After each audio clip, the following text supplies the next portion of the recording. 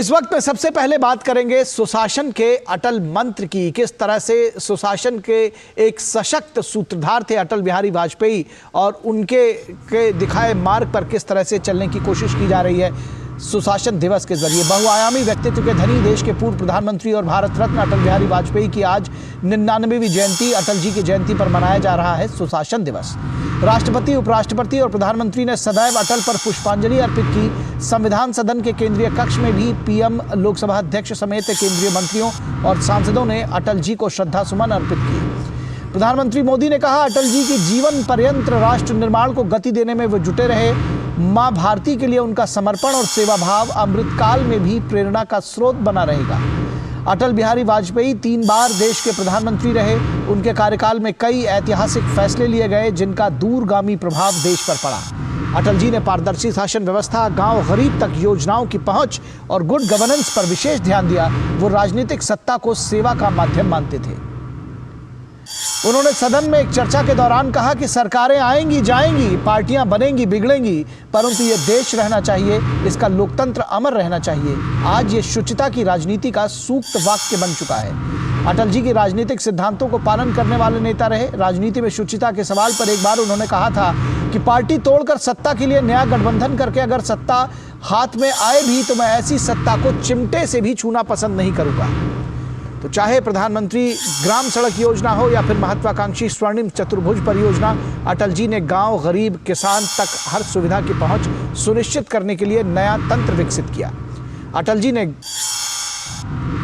वित्तीय अनुशासन के प्रबल पक्षधर अटल जी की नीतियों का ही असर था कि 1998 से 2000 के दौरान देश के औसत विकास दर 8%, मुद्रास्फीति दर करीब 4% और रिकॉर्ड विदेशी मुद्रा भंडार था।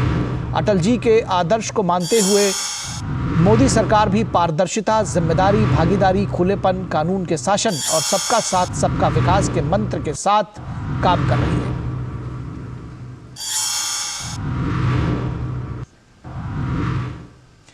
प्रधानमंत्री नरेंद्र मोदी ने भारत रत्न अटल बिहारी वाजपेयी को उनकी जयंती पर नमन किया है। उन्होंने एक्स पर लिखा कि पूर्व प्रधानमंत्री आदरणीय अटल बिहारी वाजपेयी जी को उनकी जयंती पर देश के सभी परिवारजनों की ओर से मेरा कोटि कोटि नमन।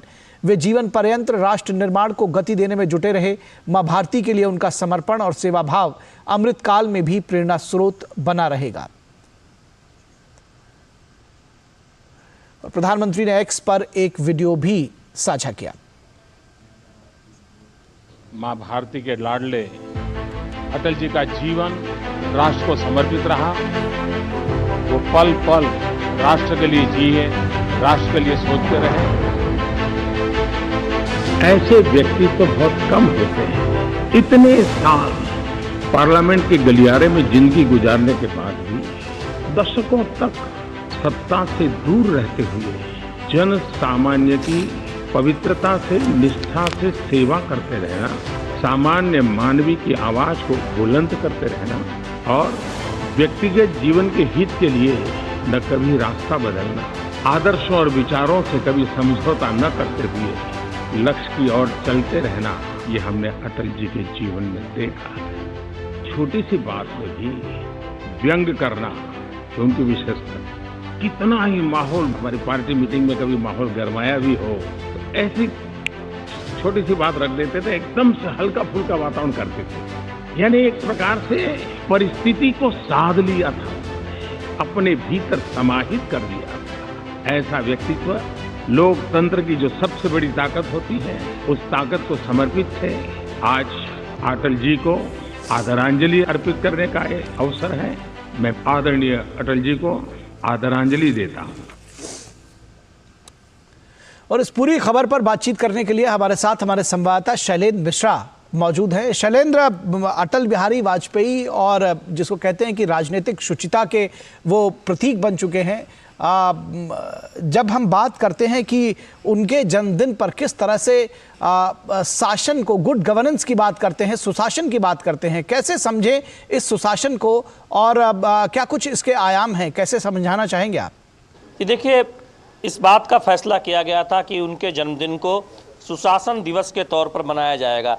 जिस तरह का उन्होंने शासन दिया, जब वो प्रधानमंत्री के तौर पर देश को आगे ले जा रहे थे और हमने देखा कि तमाम ऐसी योजनाओं को उन्होंने लागू किया जिसे हम गुड गवर्नेंस के लिए एक मील का पत्थर कहते हैं। चाहे वो स्वर्णिम चतुर्भुज योजना हो, राष्ट्रीय राजमार्गों का जिस तरह से उनके कार्यकाल में निर्माण हुआ और उससे जो आर्थिक प्रगति के रास्ते पर हम आगे गए। हमें नहीं भूलना होगा कि पहली बार भारत की अर्थव्यवस्था 8% के आंकड़े को छुई थी।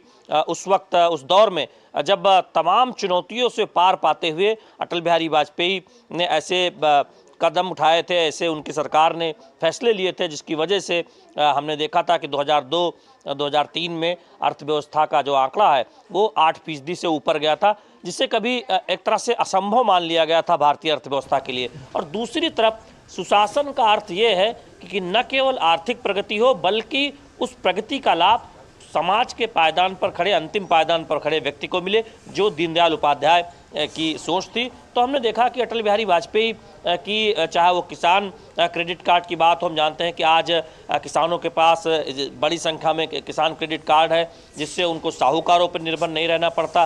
तो वो शुरुआत अटल बिहारी वाजपेयी के समय हुई थी, किसानों की चिंता उन्होंने की थी। इस तरह से तमाम ऐसी योजनाओं को लागू किया गया था जिससे देश में एक उद्यमिता का माहौल बने और हम देख रहे हैं कि मोदी सरकार उसको और आगे ले जा रही है, चाहे वो किसानों के लिए तमाम योजनाओं की बात हो या फिर एक तरह से देखें कि बड़ी आधारभूत ढांचा परियोजनाओं की बात हो। यहाँ ये नहीं भूलना होगा कि दरअसल अटल बिहारी वाजपेयी की अगुवाई वाली सरकार ने देश को आर्थिक तौर पर तो मजबूत बनाया ही, साथ ही साथ दुनिया के सामने हम एक बड़े शक्ति के तौर पर उभरे। जब हम परमाणु संपन्न देश के तौर पर हमारी एक तरह से मान्यता हुई, जब हमने देखा कि पोखरण के बाद जिस तरह से भारत ने दुनिया के तमाम प्रतिबंधों का सामना करने के बावजूद ये दिखाया कि भारत कितनी तेज़ी से प्रगति कर सकता है अपनी क्षमता पर, और वही एक तरह से वो आत्मविश्वास भारतीयों में पनपा कि हम अपने विकास के लिए दुनिया पर निर्भर नहीं रह सकते। बिल्कुल ठीक और है। दुनिया के प्रतिबंधों के बावजूद हम आगे बढ़ सकते हैं। शैलेंद्र, आपने देखा कि किस तरह से जब हम गवर्नेंस की बात करते हैं तो अटल बिहारी वाजपेयी की जो नीतियां रही हैं, जो उनका सिस्टम रहा है, जो उनका स्टाइल रहा है, उसको फॉलो करने की कोशिश की जाती है। लेकिन राजनीति की बात करें, सीधे सीधे अगर सियासत की बात करें तो उसमें भी अटल बिहारी वाजपेयी बहुत सारे लोगों के प्रेरणा स्रोत हो सकते हैं। वो पार्टी लाइन से ऊपर उठकर हो सकते हैं जब वो कहते हैं कि ऐसी सत्ता को जो पार्टी तोड़कर मिलती हो या दल बदल करके मिलती हो, उसको मैं चिमटे से भी छूना पसंद नहीं करता हूं। तो जो राजनीतिक शुचिता की बात हो या फिर राजनीतिक ईमानदारी की बात हो, उसके लिए भी वो बहुत सारे लोगों के प्रेरणा स्रोत हो सकते हैं।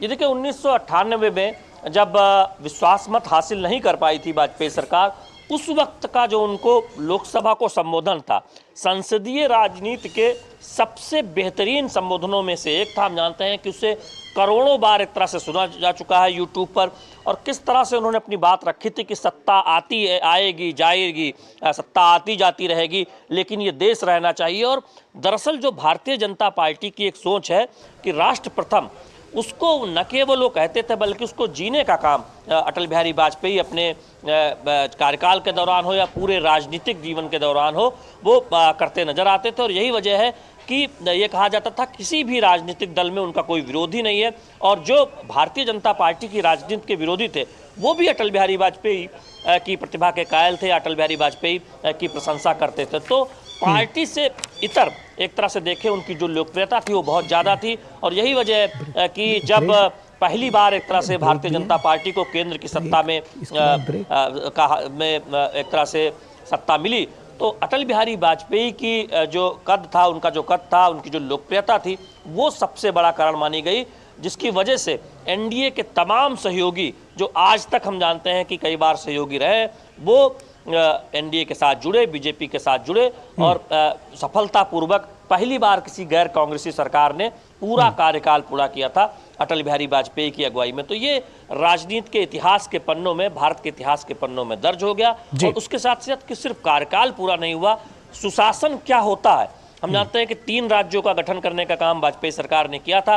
आज देखें उसमें उत्तराखंड हो, छत्तीसगढ़ हो, झारखंड हो, वो अपनी प्रगति के राह पर आगे बढ़ रहे हैं। तो निश्चित तौर पर किस तरह से तमाम कालजयी फैसले लेने की बात हो या फिर समाज के अंतिम पायदान पर खड़े व्यक्ति की भलाई की बात हो, वाजपेयी के समय के शासनकाल को हमेशा याद किया जाता रहे। ठीक है, बिल्कुल निश्चित तौर पर। और जैसा कि मैंने पहले भी कहा और आप अभी इस बात को सेकंड कर रहे हैं कि बहुत सारे लोग जो राजनीति में कंधे से कंधा मिलाकर एक दूसरे के साथ काम कर रहे हैं, दलीय राजनीति से ऊपर उठकर वो अटल जी से आज प्रेरणा पा सकते हैं। और आपने जैसा कहा कि राजनीति में भी उनका कोई शत्रु नहीं था, इसलिए उनको अजात शत्रु अटल भी कहा जाता है। बहुत शुक्रिया इस तमाम बातचीत और जानकारी के लिए।